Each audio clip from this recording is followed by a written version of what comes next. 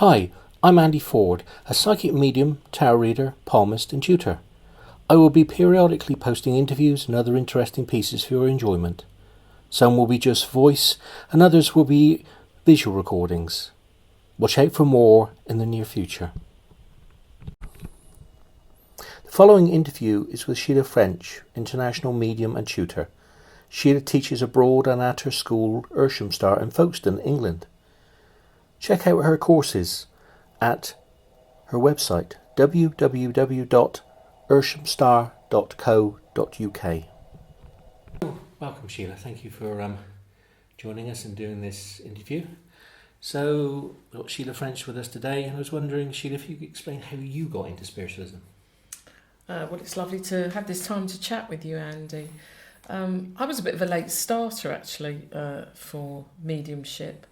And prior to that, I'd had a conformist religion. I was Church of England. I was a Sunday school teacher until I was 21, and followed that Christian pathway for some years. And then, very sadly, my husband's mother had a very tragic illness, motor neuron disease. And motor neuron disease at that time, and still very much now, has virtually no treatment at all, very progressive. And the hospital just didn't see her for 18 months. The last 18 months of her life, she never saw a doctor, and she never went to hospital because there was nothing they could do. And a friend of my father-in-law's recommended that she tried spiritual healing. And she went to what I now know as a spiritualist minister. And the healing never had an apparent effect on her physical well-being, but one of the tragic symptoms of motor neuron disease is often depression, uncontrolled depression, and the healing definitely lifted that for her. So she felt better by going. So we supported her in that, and then went to that minister's church, which I now know was a Christian spiritualist church, and took a few messages and got a little bit involved. And although that was only an 18-month period, she then had a spiritualist funeral. And then I left it alone for a long while. I was a young mother, and we were going into business for the first time. And I moved to where I now live, which is Folkestone. And we went as a family to a local church. So there was dipping the toe in and out, if you like. And then I had a friend here in the town of Folkestone who invited me to a psychic supper at her house. And I don't know whether it was ever the best reading in my life or the worst reading in my life, but certainly it didn't have a lot of evidence in it. But I was invited to join a circle through that reading. And I went, and there it began, really. So it was through the passing of my mother-in-law that I came. But I was into my 30s by then, so I was quite a late starter. So where did you then go to develop your sort of mediumship and into trance? Well, originally I had no circle of any sort, and I very quickly was invited to go to the Arthur Findlay College. Again, quite an interesting story, because I had a slip disc at the time, and I was recommended to go to a chiropractor, and which I'd never had before in my life. And as I was laid on the couch waiting for a treatment, my chiropractor just gently placed a hand on the top and the bottom of my spine and stood there. Now, bearing in mind I'd never had chiropractor before, and I'd never had healing before, I then said to her, "What makes me think you're doing something other than chiropractic?" And she said, "Oh, I'm a spiritual healer." We went on to talk about my mother-in-law, and she said that she was a member of a local church at Deal in Kent. And the next day they were going to the Arthur Findlay College up for an open day on a coach, and would I like to go?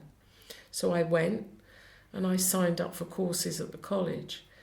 And the beginning of my training was twice a year I would go to the Arthur Findlay College for courses, and that was it to start with.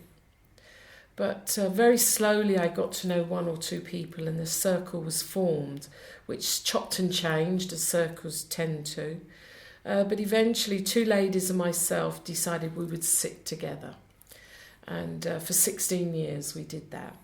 And I would go to the college twice a year, bring back all the exercises, and we would practice at home. And my trance developed there, really, in that the spirit world began to guide the circle through me. It was the blind leaving the blind, and the spirit world gave us a bit of sight, if you like. And so my trance developed quite naturally because we needed it to. So to those that don't know anything about this, can you explain what trance mediumship is? Oh, well, you know, if you're going to ask me for the simple answer, which I assume you are, Andy. Yes, please.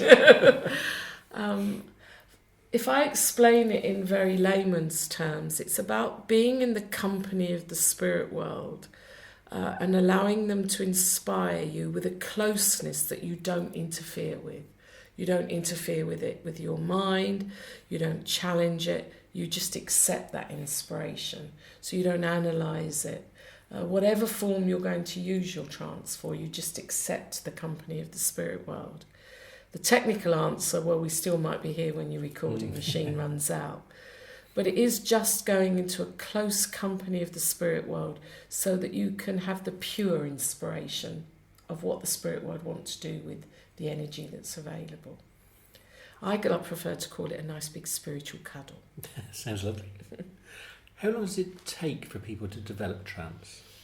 There is no answer to that. Absolutely no answer to that, because it depends on possibility. You know, when you can give a time to it. It depends very much on the attitude of the medium. It depends on what the trance might be used for and at what level the trance will be used. And it can depend on the possibility of education within it as well. So I really can't give you an answer, but what I can say is it's never a complete task. So you develop trance constantly throughout your life. And I always tell my students we'll get it right with our last breath. And I really do believe that, both mechanically and educationally, that just as we become pure spirit, we'll really understand trance. So I think because it has no beginning and no end, we can't really time it. But it does take patience. Yeah. Who works through you in the trance state? Well, I have probably 99% of the time one gentleman who we've come to know as Light, who doesn't really have a recognisable history. There is a very, very small history, whom I've never seen completely. I've only ever seen part of. But he works with me for all of my mediumistic work, my teaching, my clairvoyance, my healing, my trance, my inspirational work. But very much he's the voice and the actions that are represented in my trance. Very, very occasionally I would work with people's loved ones, but that is more spontaneous than anything. And very, very occasionally I have a visitor who works with me for healing, but less so now. What sort of information comes through in the trance state? Depends what the opportunity is. I do a lot of public demonstrations, and then there would be philosophy. And by philosophy, I mean teaching. I don't just mean pretty talk, but the education of the mind and the understanding of this world and the next world. But in the private sittings, which I do many, many of, it can come in many forms. It can be philosophy again. It can be life changing information, life supporting information. It can be clairvoyant information about a loved one in the spirit world. And it very often is just a chat between the spirit world and the recipient. And the recipient can take that information in all sorts of directions. Very recently, in the last few years, and particularly in the last few months, there's a very strong leaning towards the science of the spirit world, which is absolutely fascinating, and as a trance medium, very difficult to keep your mind out of observing. But the spirit world have a very unique perception of everything, I've come to understand. They have a different viewpoint, and that difference, if you like, comes in everything, in the philosophy, in the clairvoyance, in the support, the counselling, if you like, and also in the science. Can anybody do trance? I believe so. I believe there's only one category of personality that can't cope with it, and that would be someone who's in a manic state. And that's because it would be wrong to speak about other voices and other thoughts when somebody's having difficulty in knowing what's their own real thoughts and what's not. So I don't believe that everyone will develop their trance fully, but I believe everyone can have a level of trance experience. In your opinion, who's the best trance medium you've ever seen? Oh, lovely question. I'm not sure that I can answer it, to be honest. I'm really not sure that I can answer it. I think for me, and I know that some of my colleagues would differ with me, I believe that any trance mediumship done with the right heart and mind has a value. So to say one is better than another would be incorrect. I was very fortunate that a lot of my education came through trance sittings that were given to me, and that was a young man called Mark Webb who had a communicator called James. And at that time, if you'd asked me, I would have said he was the best medium. I hadn't seen him for many years, I wouldn't know. I don't know that I have someone that I look to in that way anymore. Historically, there are wonderful stories that I aspire to, but I think even trance has had to come into the modern world and change. So I don't know that I can really give you a straight answer to that. No, it's fair enough. I think it was a good answer, actually. I know that you're a tutor, and you actually teach sort of mediumship trance in many different places. Where do you actually go to do this? Well, I have the greatest of pleasure to teach all forms of mediumship, not just trance, and to teach it with all sorts of students. And it really is my love. Teaching is my love. And I teach in England and abroad. And here in England, I teach at the Arthur Findlay College, where I've taken my qualifications from. But I also have my own school in Folkestone, where we teach many different aspects of mediumship, and I teach there alongside my colleague Tim Abbott. And I teach abroad in many different countries, and what's fascinating about teaching in other different countries is that culture plays an important part in any sort of teaching, but also in trance, because you see the aspects of the cultural understanding of religion, of the history of that country, comes out in the philosophy and the expectation of the recipient, so therefore the desire of the mediums in their work. I enjoy teaching abroad. I enjoy the challenge it gives me as a teacher as well. And the fact that every country, I teach a lot in Switzerland, and they have different cantons with different languages and different cultures in different parts of Switzerland. And mediumship is different in each of those areas as well. So it's really a pleasure that I get to teach in all over the place. How has the teaching of mediumship and trance changed over the years? I don't know that it really has changed as dramatically as the teaching of evidential mediumship or the teaching of mediumship, of healing has. I think the teaching of trance has changed because the individual teachers are changing with their work. But if we really look at trance, if we go back historically for trance, the goal was always physical.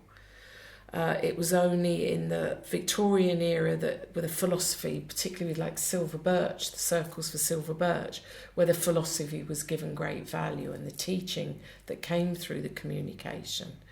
The scientists who were looking at the physical phenomena began to take instruction through the trance speaking. So then the trance speaking had a value. So then trance speaking was taught. Trance healing really is a relatively new thing. I mean, it doesn't go back to that era.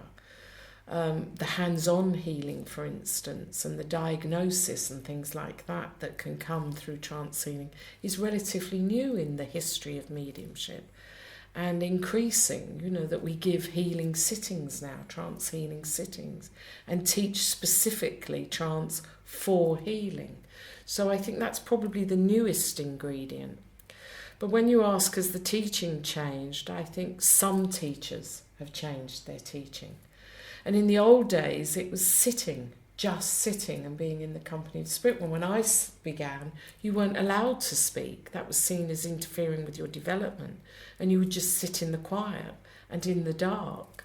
Where now there's a proactive side to teaching trance, understanding the science of trance, understanding what you can do when you're not in trance that will help you better when you're in trance.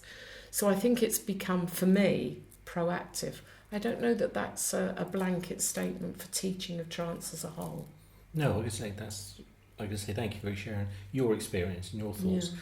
And I say thank you again for taking the time to be with us and to do this interview. It's a pleasure if we can encourage, trance has come and gone in fashion over the years. And I'm not sure where it stands at the moment. But if we can encourage more people to look at it, then it's been a great time. Thank you, Andy. Thank you. Thank you for listening to the interview with Sheila.